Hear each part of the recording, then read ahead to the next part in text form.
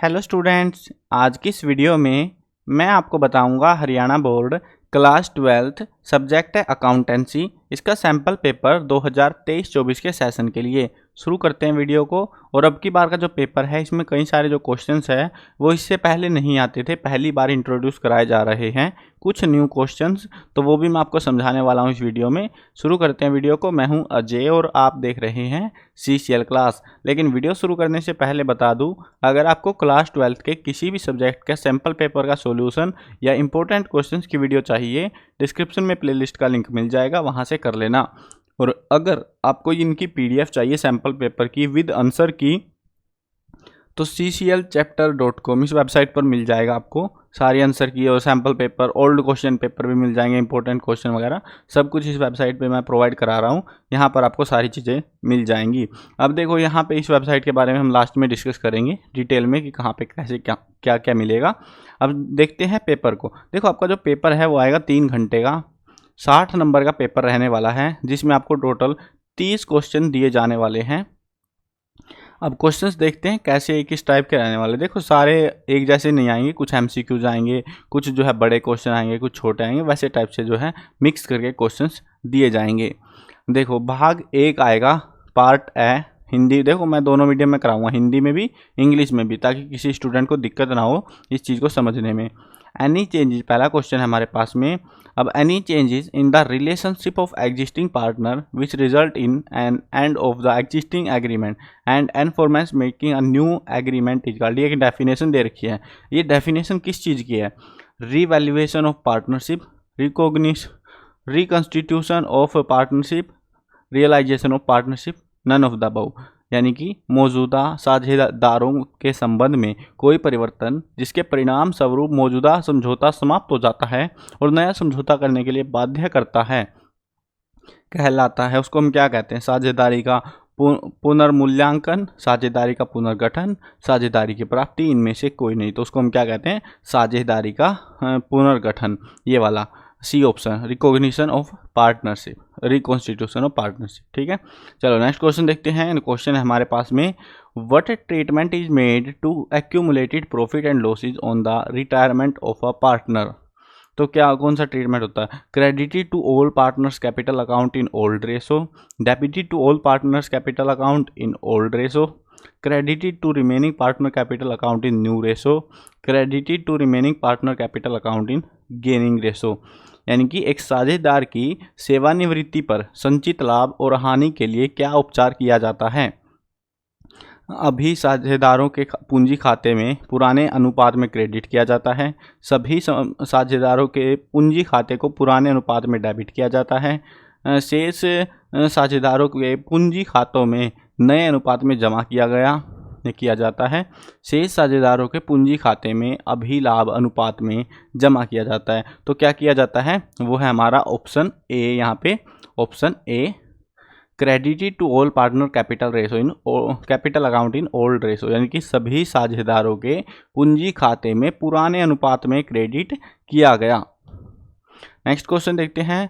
Reserve capital is a part of. Reserve capital किसका हिस्सा है? पेड अप कैपिटल का, फोर्स फिटेड का, शेयर कैपिटल का, capital to be called up only on liquidation of company asset. तो आरक्षित पूंजी है, पदन पूंजी का भाग, जब्त अंश पूंजी का भाग, कंपनी के समापन पर मांगी जाने वाली पूंजी का भाग, संपत्ति का भाग। तो ये किसका भाग है? ये है हमारा कंपनी के समापन पर मांगी जाने वाली पूंजी का भाग। In capital to be called up only on liquidation of company. Next question देखते हैं। देखो, ये जो है ना MCQ, सारे MCQ नहीं आएंगे, इसमें कुछ MCQ रहेंगे आपके, और उसके बाद में जो है आपको फिल इन द ब्लैंक भी देंगे, कुछ लॉजिकल क्वेश्चंस भी देंगे आपको। चलो अब फिल इन द ब्लैंक देखते हैं। The relation of partner with the firm is that of. तो दैट ऑफ क्या यहाँ पे क्या आएगा? एजेंट। एजेंट यानी relationship of partner with the firm is that of agent. Firm के साथ साझेदार का संबंध एजेंट का है। एजेंट ही लिखना है यहाँ पे भी आपको, हिंदी वालों को भी।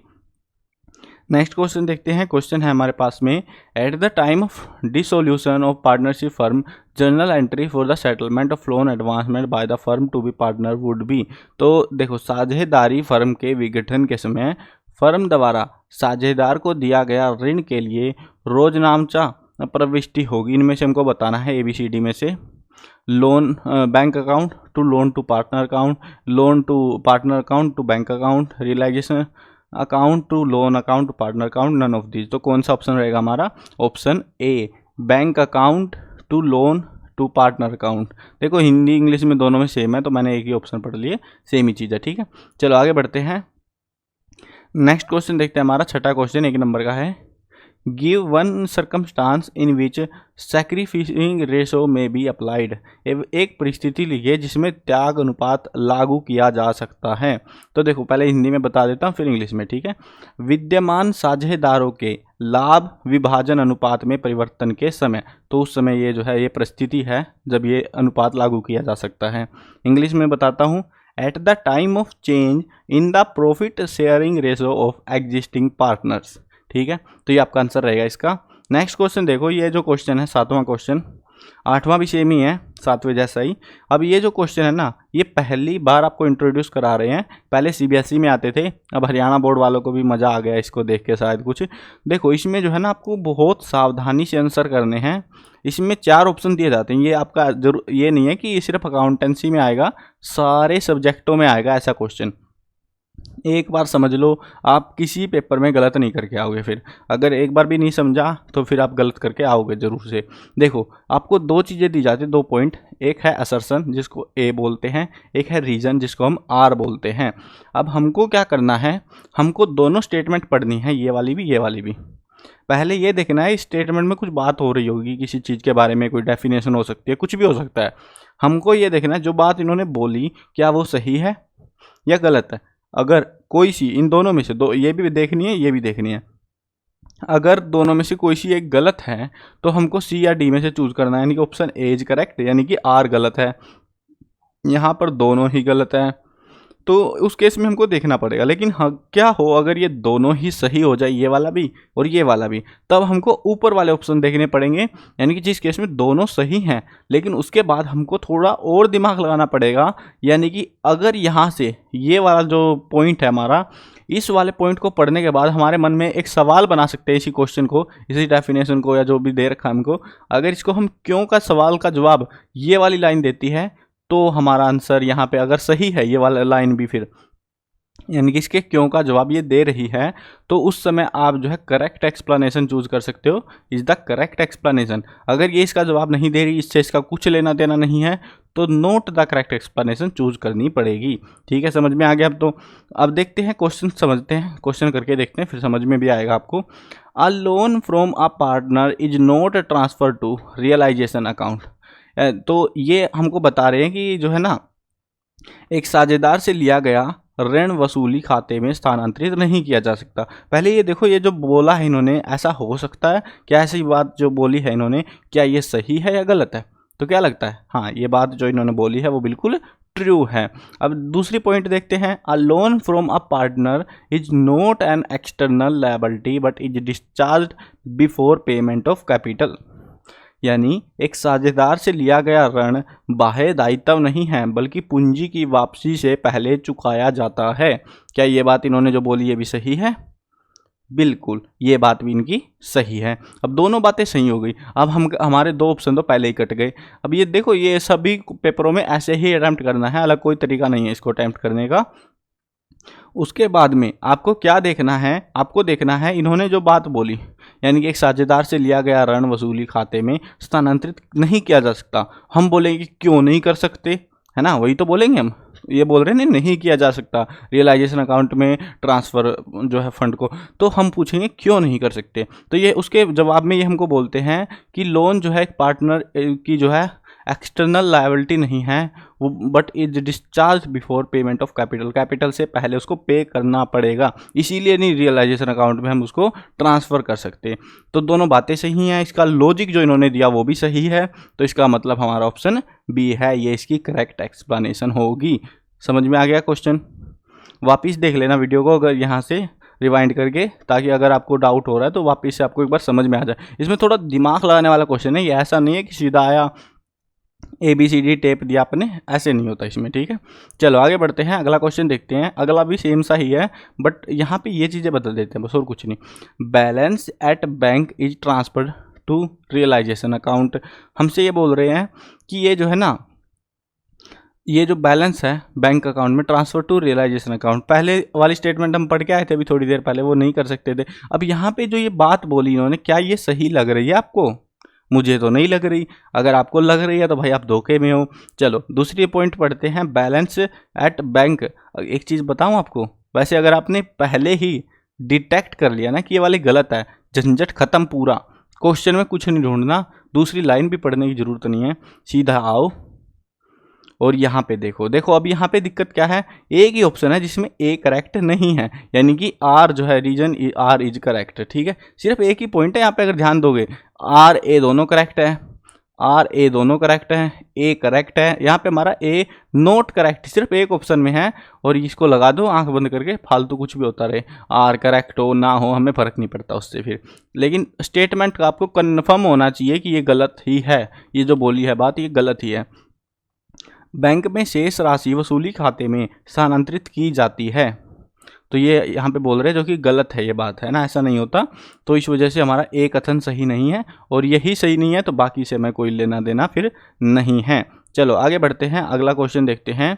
अगला क्वेश्चन है, what is the name given to the part of capital of a company which is called up only on winding up, यानी पूंजी के उस भाग को क्या नाम दिया गया जो केवल कंपनी के समापन पर ही मांगा जाता है, यानी जब कंपनी खत्म हो जाती है उसको हम बोलते हैं रिजर्व्ड कैपिटल, आरक्षित पूंजी।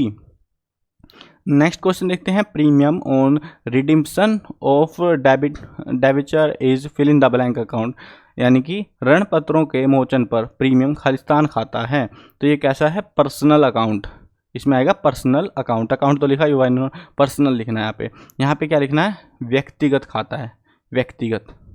चलो नेक्स्ट क्वेश्चन देखते हैं। नेक्स्ट हमारे पास जो आ रहे हैं बड़े क्वेश्चन आ रहे हैं 2-2 नंबर वाले।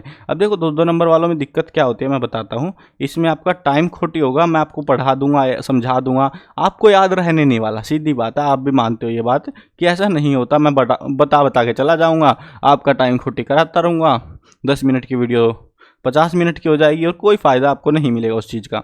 सिंपल सी चीज़ ये है, आपने पढ़ा हो, देखो इंपॉर्टेंट क्वेश्चन मैं ज़रूर कराऊंगा, टेंशन मत लेना।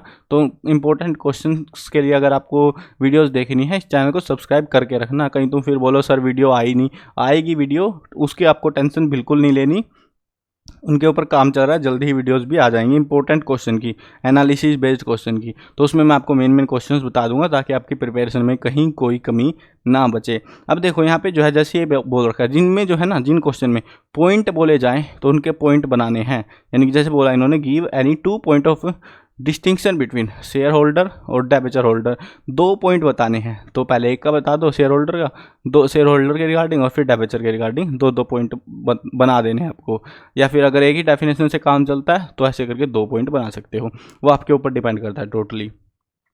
अब इस तरीके से रहेगा, 2 नंबर का ये रहता है। अब उसके बाद में 2 नंबर का एक न्यूमेरिकल टाइप का क्वेश्चन आएगा आपका, जिसको आपको सोल्व करना रहेगा। अब देखो मैं इनके आंसर नहीं करा रहा, आंसर की मैं बता दूंगा, डाउनलोड कर लेना cclchapter.com से, पूरे पेपर की विद आंसर, आंसर की है वो, एक एक क्वेश्चन के आंसर डिटेल में, जैसे मैथ के सवाल हो गए, ये बीच में न्यूमेरिकल हो गए बेसिकली, तो ये न्यूमेरिकल निकाल के दिखा रखे हैं बाकायदा, ऐसे ऐसे करना आपको, सारी चीज़ें करा रखी है उसमें, आंसर की में PDF है फ्री ऑफ कॉस्ट, उसको डाउनलोड कर लेना, आपको कोई दिक्कत नहीं पड़ेगी तो समझने में पेपर को। देखो ये अगर पहले तो मैं तो रिकमेंड करूँगा सिलेबस कंप्लीट होने के बाद पेपर को सोल्व करके देखना, जिस क्वेश्चन में आप अटकते हो उस क्वेश्चन के लिए फिर आंसर की को प्रेफर करना, ज़्यादा अच्छी रिवीजन आपकी हो जाएगी। अब यहाँ पे जो है देखो 2 नंबर में भी कुछ क्वेश्चन ऑप्शन में दिए जाएंगे आपको, या तो ये न्यूमेरिकल कर लो या फिर ये आसान सा डेफिनेशन टाइप से का कर लो, तो आपको ऑप्शन अच्छे खासे मिलते हैं इस पेपर में, ऐसा नहीं है कि ऑप्शन नहीं मिलते। एक ऐसा क्वेश्चन भी आता है लंबा चौड़ी डेफिनेशन के साथ में, न्यूमेरिकल आएंगे, न्यूमेरिकल से नहीं डरना, आसान ही है, जो आपने पढ़े हुए हैं उनमें से ही आता है। आगे बढ़ते हैं, तो आगे यहाँ पे ऐसे ही जो है न्यूमेरिकल ही न्यूमेरिकल भरे मिलेंगे, बड़े क्वेश्चन में मिलेंगे आपको सारे, छोटे क्वेश्चन सिंपल आएंगे डेफिनेशन टाइप के, बड़े क्वेश्चनों में भी आते हैं डेफिनेशन, लेकिन ज़्यादातर न्यूमेरिकल मिलेंगे, तो उससे आपको घबराना नहीं है, आपने जो सीखा है पढ़ा है उसी के बिहाफ पे आएंगे। अब यहाँ पे हमको जो है पार्ट बी दे रहे हैं, part B analysis of financial statement, इसके अंदर जो है 1-1 नंबर के भी क्वेश्चन आएंगे, बड़े क्वेश्चन भी रहेंगे, सारे टाइप के क्वेश्चन यहाँ पे आपको देखने को मिलेंगे। Name any two item that can be disclosed under short term provision. तो हमको जो है दो आइटमों के नाम की नहीं, दो मदों के नाम बताइए जिनको अल्पकालिक प्रावधान के तहत दर्शाया जा सकता है। तो वो हमको उनके नाम बताने हैं। तो नाम बताते हैं, चलो क्या क्या नाम है। देखो वैसे तो 3 है हमारे पास में। अब ये जो है ना, जैसे 1 नंबर का 2 नाम पूछे इन्होंने, आधे आधे नंबर का होता है। एक नाम बता दिया आपने, मान लो एक नाम याद है, आधा नंबर टीचर आपको देगा, ऐसा नहीं है कि 0 दे देगा। देखो चलो नाम बताता हूँ मैं इसका। पहला है, 2 नाम बताने, वैसे 3 बता देता हूँ आपको। प्रोविजन ऑफ डाउटफुल डेब्ट्स यानी संदिग्ध ऋणों के लिए आयोजन। दूसरा है प्रोविजन फॉर एम्प्लॉय बेनिफिट्स यानी कर्मचारी कल्याण आयोजन। तीसरा है प्रोविजन फॉर टैक्सेशन कराधान के लिए आयोजन। तो ये जो है ये 3 पॉइंट हमारे रहेंगे। नेक्स्ट क्वेश्चन देखते हैं, इसमें यह है MCQ। Which of the following is not a part of finance cost in statement of profit and loss. कौन सा नहीं है, यानी कि वित्त लागत का हिस्सा इनमें कौन सा नहीं है। Bank charges, interest paid on debenture, interest paid on public deposit, loss on issue of debentures. तो इनमें से कौन सा नहीं है, वो है हमारा option A, bank charges, bank शुल्क। नेक्स्ट क्वेश्चन देखते हैं, cash flow statement is prepared for financial planning of fill in the blank range. किसकी रेंज के लिए हमसे पूछ रहे हैं, वो है शॉर्ट टर्म रेंज। क्या भरना है इसमें, शॉर्ट टर्म ऐसे भरना है। रोकड़ प्रवाह विवरण अल्पकाल, क्या अल्पकाल भरना है, हिंदी वालों को अल्पकाल वित्तीय योजना के लिए तैयार किया जाता है। इसमें भी सेम रहेगा आपका असर्शन लॉजिक वाला क्वेश्चन। अब ये देखो, ये आपको पता होना चाहिए, मैंने एक बार समझा दिया, इसमें भी सेम मेथड रहेगा आपका। अब यहाँ पे जो है असर्शन ए दे रखा है, activities ratio are the ratio that are calculated for measuring the efficiency of operation of business based on effective utilization of resources. Hindi वालों को भी समझा देता हूँ साथ में। गतिविधि अनुपात वे अनुपात हैं जिनकी गणना संसाधनों के प्रवाह उपयोग के आधार पर व्यवसाय के संचालन की दक्षता को मापने के लिए की जाती है। ठीक है, अब हमको ये देखना है पहले तो ये सही है या फिर नहीं है। तो हमको ये जो स्टेटमेंट दी गई है बिल्कुल सही है। अब इसका कारण देखते हैं, वर्तमान अनुपात और त्वरित अनुपात तरलता अनुपात है।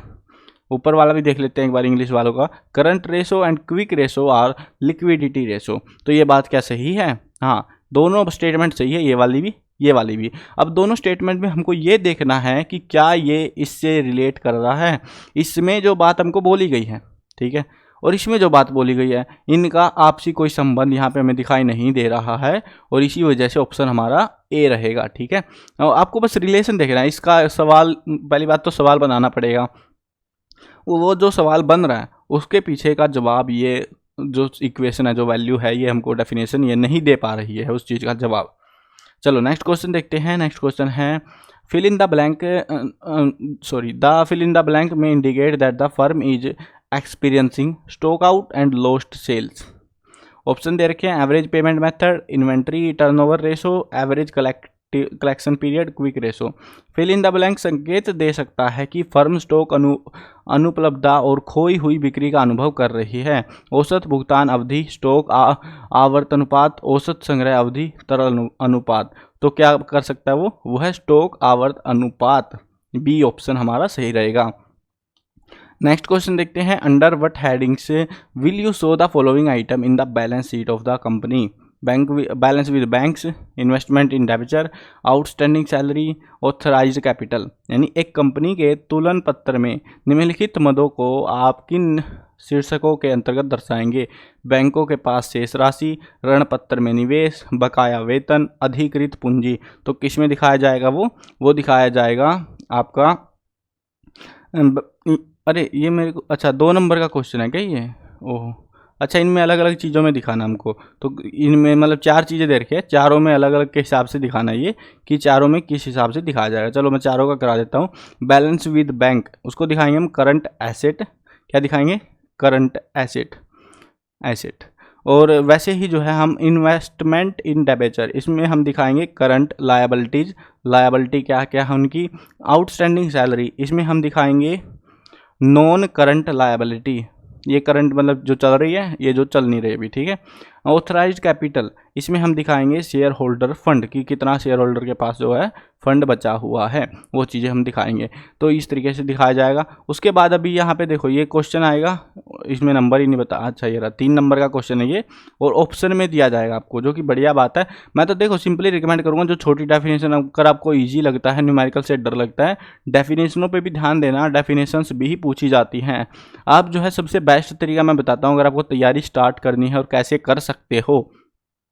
सबसे बेस्ट तरीका ये है, आप प्रीवियस ईयर क्वेश्चन पेपर्स को सोल्व कर लो, सारे के सारे जितने आपको मिले। मैं बता दूंगा कहाँ से मिलेंगे, ढूंढने की टेंशन मत लेना।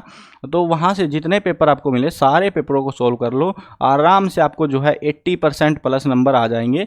अगर आप सारे सब्जेक्टों में लगभग, मतलब हर एक में ऐसा नहीं होता, बट मोस्ट ऑफ द सब्जेक्टों में आपके 80% से ज़्यादा नंबर आ जाएंगे सिर्फ प्रीवियस ईयर क्वेश्चन पेपर और ये जो सैम्पल पेपर वगैरह इनको सोल्व करने से ही।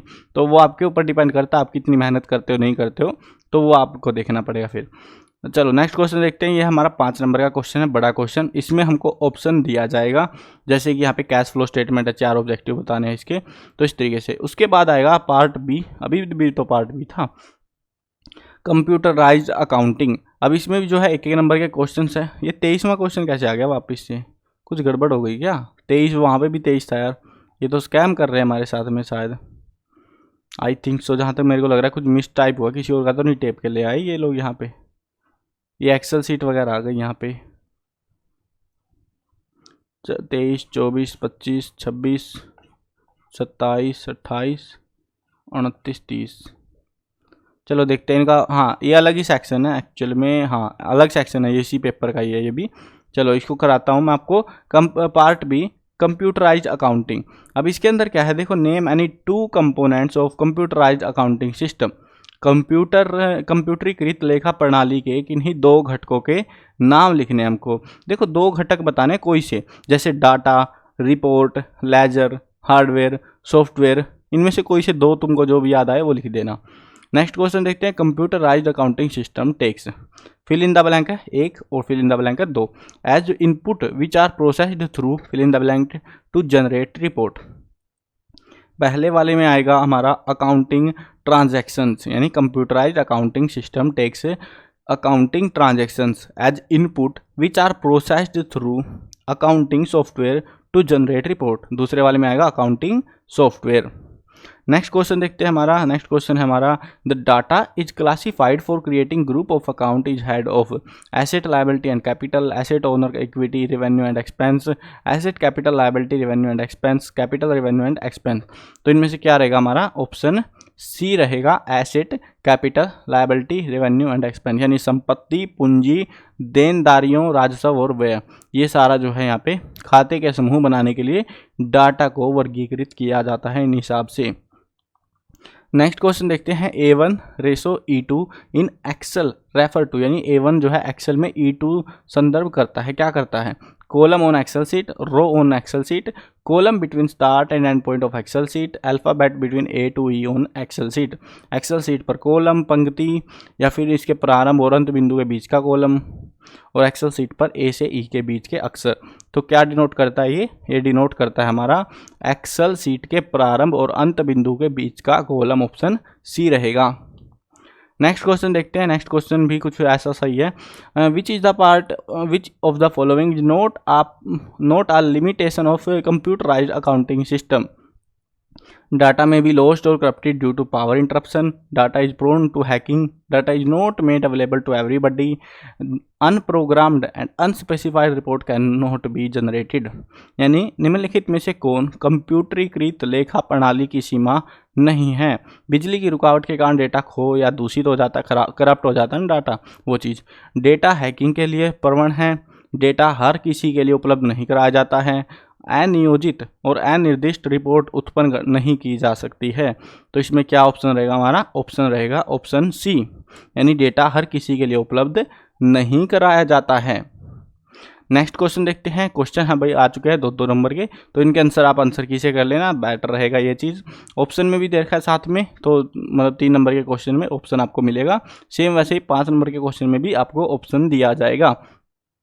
अब देखो ये जो क्वेश्चंस मैंने छुड़वा दिया है ना बीच बीच में, मतलब छोटे क्वेश्चन मैंने सारे करा दिए आपको एक एक नंबर वाले, और जो बड़े क्वेश्चन है उनके लिए आपको आंसर की डाउनलोड कर लेनी है। मैं बताता हूँ कहाँ से मिलेगी आपको। पेपर हमारा ख़त्म हो चुका है और इस तरीके से आपका जो है पूरा पेपर रहने वाला है, और जो कि 60 नंबर का होगा। अब देखते हैं यहाँ पे आंसर की कहाँ से मिलेगी। आपको गूगल पे जाना है और सर्च करना है CCL चैप्टर, ये नाम लिख के सर्च कर लोगे। उसके बाद ऊपर ही वेबसाइट आएगी CCL चैप्टर, इसको खोल लेना है। अब इस वेबसाइट में मैं बताता हूँ कहाँ पर क्या क्या मिलेगा।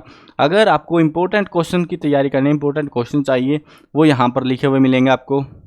अगर प्रीवियस ईयर क्वेश्चन पेपर चाहिए वो यहाँ से मिल जाएंगे। ये यहाँ पर मैंने 2016 से लेके 2023 तक के सारे पेपर अपलोड कर रखे हैं सभी सालों के, तो यहाँ पर से आप डाउनलोड कर सकते हो PDF में। उसके बाद में अगर आपको मॉडल पेपर्स चाहिए, सैम्पल पेपर या मॉडल पेपर एक ही चीज़ होती है, तो मॉडल पेपर अगर आपको चाहिए वो यहाँ पर मिल जाएंगे। यहाँ पर बाकी बोर्ड के मॉडल पेपर भी है। फिलहाल हम हरियाणा बोर्ड के चूज़ करते हैं, HBSC के क्लिक करते हैं और अपनी क्लास चूज करते हैं 12th के। अब देखो जिनको मैंने बोला था ना जैसे वीडियो में कि पिछले जो प्रीवियस ईयर क्वेश्चन पेपर्स कर लेना, तो उन स्टूडेंट्स के लिए बता रहा हूँ वो ये जो सैम्पल पेपर्स हैं ना पिछले सालों वाले, ये सैम्पल पेपर्स भी साथ में सोल्व कर लेना। 2 पेपर और एक्स्ट्रा हो जाएंगे बट आपकी तैयारी बढ़िया हो जाएगी। अब देखो 2024 वालों में जाना आपको। उसके बाद में आपको यहाँ पे आएगा, ऊपर ही आ जाएगा अकाउंटेंसी का पेपर। यहाँ पे पेपर पे क्लिक करो, पेपर हो जाएगा डाउनलोड। आंसर की पे क्लिक करोगे, आंसर की डाउनलोड हो जाएगी। सेम बिजनेस स्टडी, इकोनॉमिक्स वगैरह बाकी सभी सब्जेक्टों के मैंने यहाँ पे प्रोवाइड करा रखे हैं, तो वो आप यहाँ से डाउनलोड कर सकते हो। आई होप समझ में आ गया होगा सारी चीज़ें। वेबसाइट पे विजिट जरूर कर लेना। और अगर कोई रिजल्ट वगैरह का अपडेट आता है या कोई न्यूज़ वगैरह आती है, डेट शीट आती है, सारी चीज़ें आपको यहाँ पे मिलेगी। न्यूज़ में जो है डेट शीट हो गई, एडमिट कार्ड हो गया, जो भी अपडेट रहेंगे हरियाणा बोर्ड के रिगार्डिंग वो यहाँ मिलेंगे। और रिजल्ट में आपको रिजल्ट वगैरह के बारे में अगर कोई अपडेट चाहिए होगा तो वो यहाँ पर आपको अपडेट कर दिया जाता है बाकायदा। सारी चीज़ें इसी वेबसाइट पर मैंने प्रोवाइड करा रखी है। आई होप समझ में आ गया होगा। सिलेबस देखना, यहाँ सिलेबस भी मिल जाएगा। पूरी हरियाणा बोर्ड के लिए वेबसाइट है, तो विजिट ज़रूर कर लेना। CCL चैप्टर ये नाम लिख के सर्च कर लेना गूगल पे जाके। मिलते हैं नई वीडियो में, बाय बाय।